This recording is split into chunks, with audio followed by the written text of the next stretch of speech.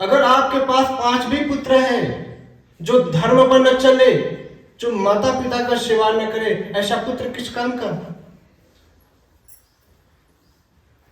मीराबाई को कोई पुत्र नहीं था, आज पूरा दुनिया उनको जानती है। आज हर एक संत महात्मा प्रमाण के रूप में उनका नाम लेते हैं। विवेकानंद की कोई पुत्र था? कोई पुत्र नहीं था, आज दुनिया उनको जानती है। आपके तो 4-4 पुत्र है, फिर भी आपको एक गिलास पानी नहीं देते हैं, है या नहीं? ऐसा पुत्र किस काम का जो धर्म के रास्ते पे न चले, जो देश सेवा न करे, जो समाज सेवा न करे, वो पुत्र किस काम का? इससे अच्छा कि बिना पुत्र। तो कहने का तात्पर्य है कि किसी को उल्टा नहीं बोलना चाहिए, किसी को अपशब्द नहीं बोलना चाहिए, ऐसा शास्त्र कहता है। जब जब आप किसी को उल्टा बोलते हो तो उसकी जो प्रभाव होता है आप पर पड़ता है, आपका पुण्य उसी जगह नष्ट होता है, आपके कार्य में तरक्की नहीं हो पाती है, आप नीचे की तरफ जाने लगते हो, आगे नहीं बढ़ पाते।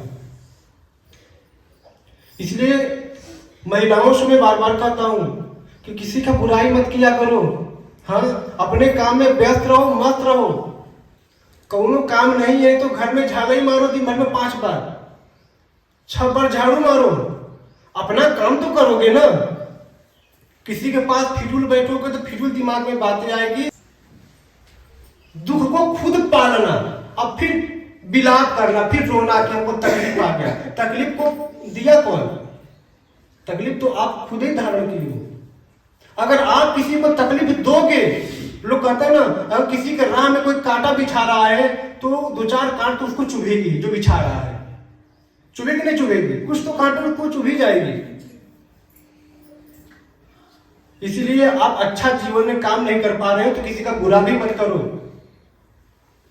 हम कर रहे हैं तो किसी का सेवा नहीं दे पा रहे हो, समाज सेवा नहीं कर पा रहे हो, देश सेवा नहीं कर रहे हो, कम से कम मन से तो सोचो कि उस व्यक्ति का भला हो, वो व्यक्ति पैसे वाला बन जाए, वो व्यक्ति स्वस्थ हो जाए। ऐसा तो सोच तो सकते हो, नहीं सोचते हो।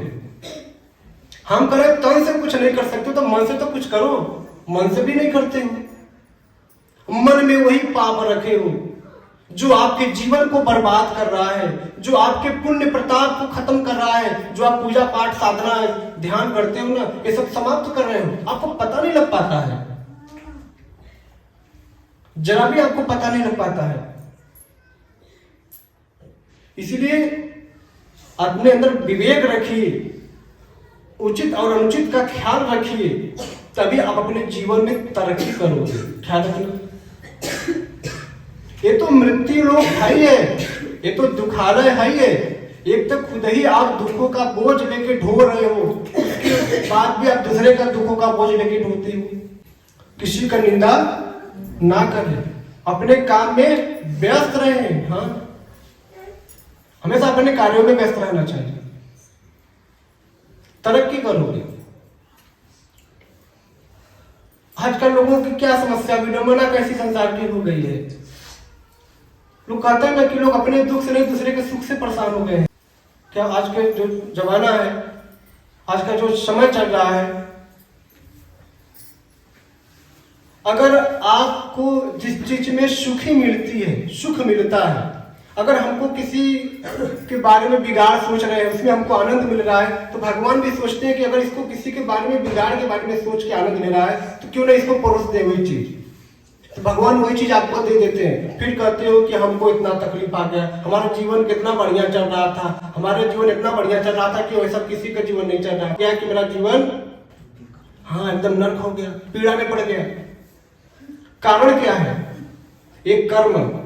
इस समय जब आता है ना, जब उसका सामना करना होता है तो भाग भी नहीं पाओगे।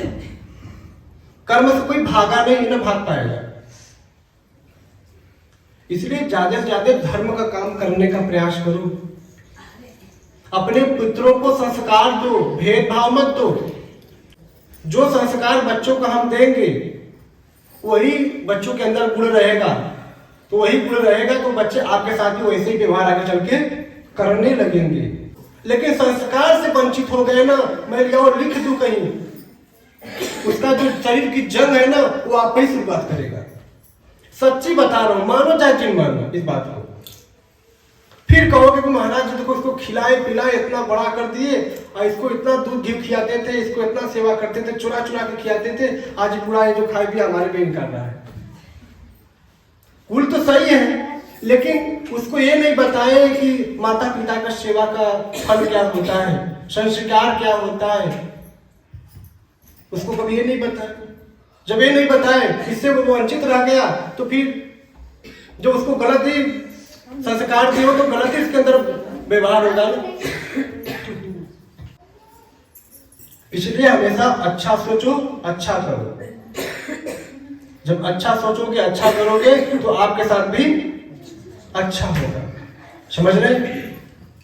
जब आप किसी के साथ बुरा करोगे तो आपके साथ भी बुरा होगा।